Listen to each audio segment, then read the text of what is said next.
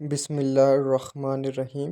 ایک دن ابو لہب کا بیٹا عتبہ آپ صلی اللہ علیہ وسلم کے پاس آیا اور اس نے کہا کہ میں قرآن کی آیت کا انکار کرتا ہوں، اور اس کے بعد آپ صلی اللہ علیہ وسلم پر حملہ آور ہوا۔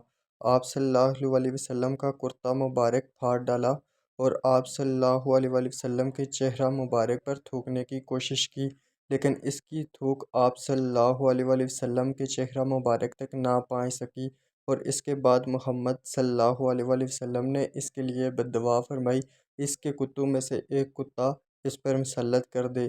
آپ صلی اللہ علیہ وسلم کی دعا قبول ہوا یہ کہ ایک دن عتبہ قریش کے لوگوں کے ساتھ سفر پر گیا اور قافلے نے ملک کی شان زرقہ میں پڑاؤ کیا، تو رات کے وقت ایک شیر قافلے کے نزدیک آیا۔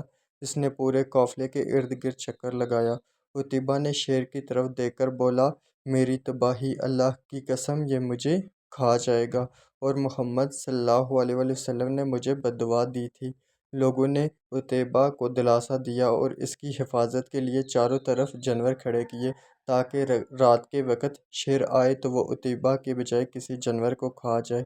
رات کو شیر آ گیا، اس نے جانوروں کو کچھ نہ کیا بلکہ جانوروں کے اوپر سے چھلانگ لگا کر عتبہ تک پہنچ گیا اور اس کے بعد عتبہ کا سر چبا ڈالا۔